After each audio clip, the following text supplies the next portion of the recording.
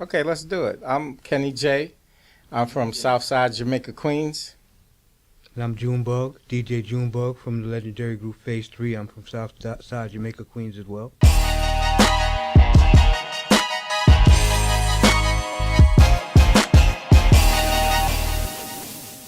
You know, all the kids used to come outside and be together. We basically had this center that they would put on in a hole in the wall on the side of the building, and it was called the Originals of Jamaica. And basically, that's where all the neighborhood kids were going from the South Side. No matter where you're from the South Side, that's where you would go. They would teach African dance. It was some place for the kids to go instead of being on the street. And that's where we used to go. You remember that? I definitely remember the Originals of Jamaica. That's right. It was a sister named Diane Glover and a brother named Ronald Kennard, who originated out of the Bernice Johnson Dance Studio, which was also another organization that formed in South Jamaica, Queens, that was dedicated towards passing the arts and the expertise of dance art on to disadvantaged children in the community. Bernice Johnson actually danced on Broadway, and so she brought a lot of her talents and her energies back to the neighborhood. As soon as I moved to Jamaica, Queens from Brooklyn, I'm originally from Brooklyn, he and I would go down to the Originals of Jamaica, and they had a group in there already that had just basically got together. So we would look at them and try to emulate them, and their name was the Cypher Sound. Now, we basically was brought up with them, and they made us love music, to be honest with you. That's the truth. My uncle was the legendary Brooke Benton, and my father was the former Ink Spot.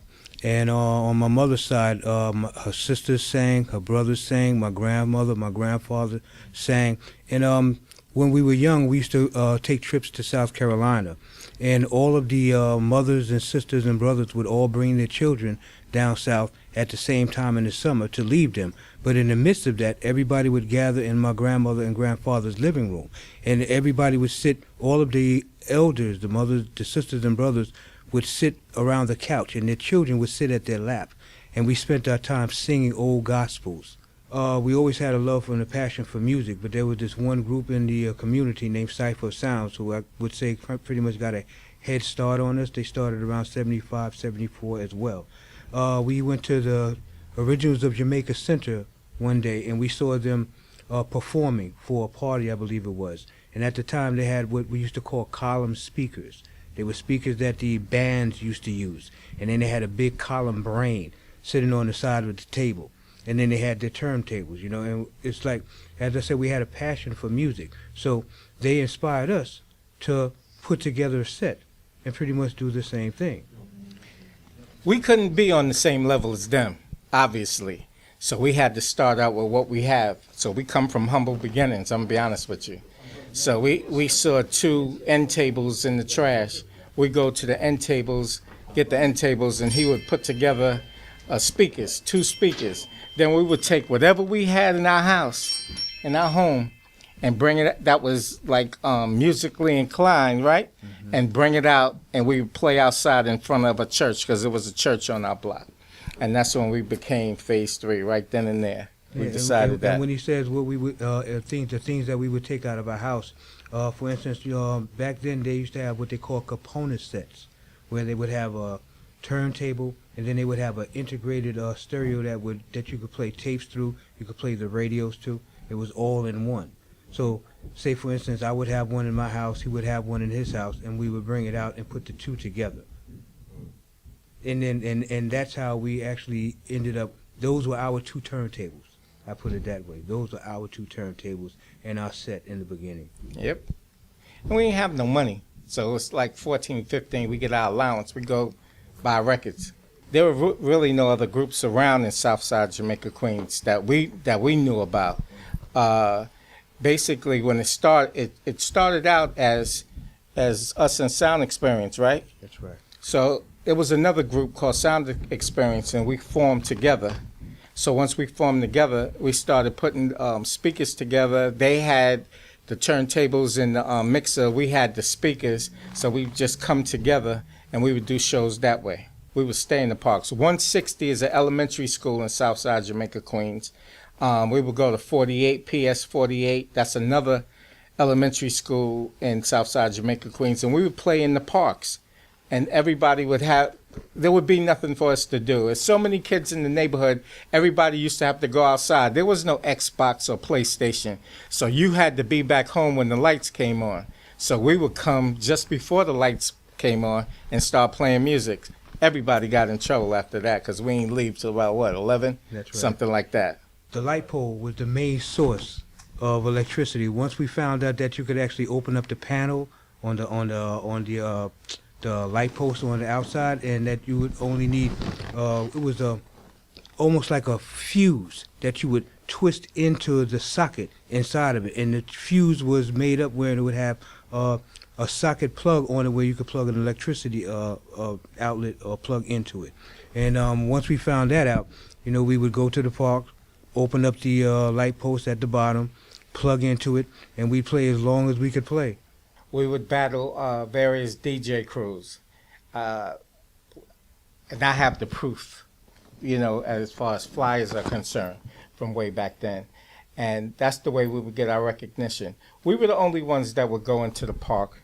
I mean, Cypher Sound would go every now and then. Infinity Machine, they probably, I don't even remember the last time they went to the park. But as far as us, we stayed in the parks. We have a park called Lincoln Park.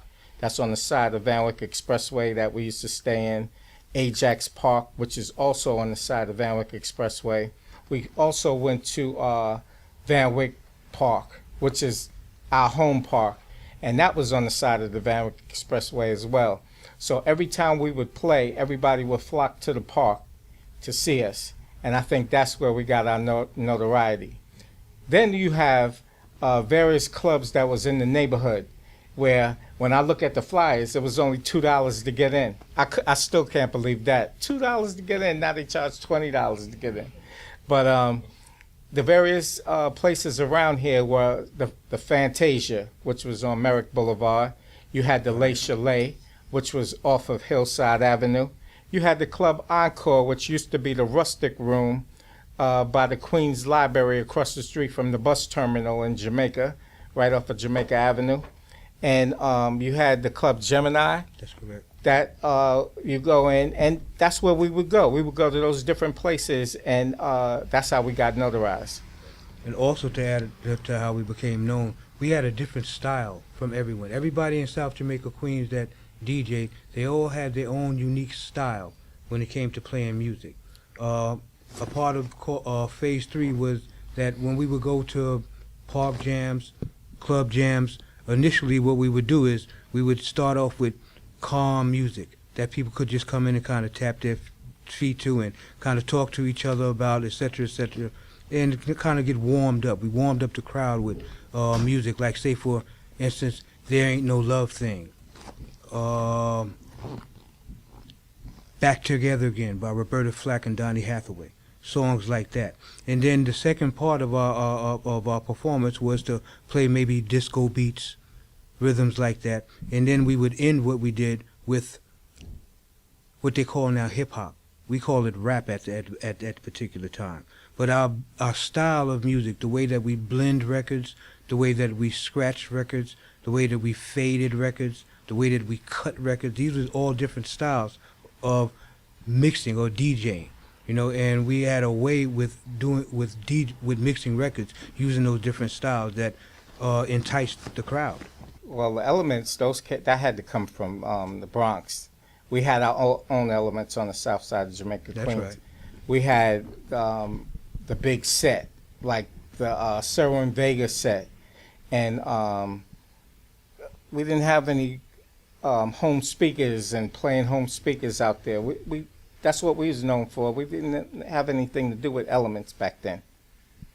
Yeah, that was a slogan or a pitch or I would say a format that was stated by them, but we didn't use that format. Well, I think the only troubling part about DJing and rap was where my family was concerned was the volume of the music. We had what we called Delta House, okay, which was the house that I actually lived in, and we had our Sherwin Vegas, our Voice of the Theaters, the Altec horns. We had all of the equipment set up in my basement and in my room and in my living room at one time. And my mom at the time, she lived in the next block. She had a house in the next block. And when she would come home from work, she would come down Liverpool Street and get ready to make a left turn on 109th Avenue, and then she would abruptly make a right turn on 109th Avenue because she could hear the music at the corner of the block, and she knew that the music was coming from the house that I was actually in, you know. So, you know, that part about it, they weren't too cool with, because, you know, they were neighbors that respected each other, and they wanted to keep the peace. But outside of that, they loved the fact that I was dealing with music, because music used to always keep people in the neighborhood together. In other words, like, say, for instance, Cipher Sounds, Infinity Machines, Phase 3 Sound Experience. We could go to each other's house, and everybody's parents was our parents. We were like an extended family. So Sound Experience families, mother and father was our mother and father. Cipher Sounds family was the same way. You know, it brought us together. And the parents knew where we were. They knew we weren't participating in a lot of violence. They knew that we weren't at the time participating in a lot of drug activities and things of that nature. So I think that they appreciated it. Well, you know, my mother, she's from down south, so she's off the hook. She'll basically kick us out. When she come home from work, we be blasting the music, and she would cut the light switch on and off. That's my cue to go upstairs and say, "Get out! Get out of my house right now." And so we would have to get out, and that's when we decide maybe we should go to the park. And then we just go to the park at the spur of the moment. That's the type of group we were, you know. But we really didn't get notoriety on a higher scale until we started playing rap. And at that time, once we started playing rap with the break beats, like 7 Minutes in Funk, Scratching, Super Sperm, all those records, my cousin introduced that to the group. He always wanted to be down in the group, but we wouldn't let him until he got of age. He's like the little guy that's on your pants, like, "I want to be down, I want to be down." So he said, "Nah, not yet, not yet." And they said, "Okay, I'll tell you what to do. Learn some rhymes." And he learned some rhymes, and he went right past us. He became MC Davy J. A few group of DJs that came along, and they basically were there when we were coming up. One was Wade, DJ Wade. I think his name was DJ Gemini. And he has this little radio station now called Jam City 101. He, you know, elevated that from Phase 3. Then we have this other guy that turned into DJ Shownuff, his name is. And he used to be with us all the time. He just wanted to carry the name along. And now we met family that owns the spot that we have in the interview in, and DJ Kid Quick. That's right. Quick.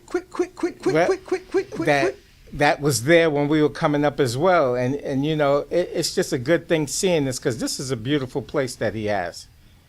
It is. And to know that we were able to inspire so many different up-and-coming DJs with our influence and with the way that we played music, you know, it's really energizing, because there were so many different things that could have influenced them in a different manner. But there were those others who had a love for music like we did, you know, so they just took what we did and they built off of it. Back then when we were playing music, we played it from our heart. We didn't play it for money. We didn't do it as a business. It was just something that we loved to do, and we had a passion for doing it. But at that time, we didn't realize how valuable talent we actually had. We never realized how far that hip-hop would end up going. So what I would say to others that are coming up is to never take your passion for granted. We're considered pioneers here in the South Side, along with Infinity Machine, Cipher Sound, Sound Experience, Jamaica Sounds, DJ Kid Quick. Who else can we name that was there back then? The Professor and Company. I just want the legacy to continue. And although it may not continue the way it was when we were coming up and everything changes, we just want it to continue, that's all. What do you think, Bug? I think the same. Continue, but for everyone to understand the worth of the talent and the passion that they have for music, and to not lose sight on what has taken place when it comes to music and the course or direction that the youth have gone in when it comes to music. What I mean by that is, like, it seems that sex, being more gangster, things that come with the street type of image is what sells music nowadays. You know, and it's like a lot of people like James Brown, Sammy Davis Jr., Bill Cosby, a lot of these people, they helped to pave a way for us, Soul Train and Don Cornelius. They helped to pave a way for us so that we could have a platform to express ourselves. You know, and along with that came respect and dignity for yourself, for your community, and for what you did. You know, and a lot of that seems to have been lost in the evolution of hip hop as we know it today. So I'd like to see a lot of that come back.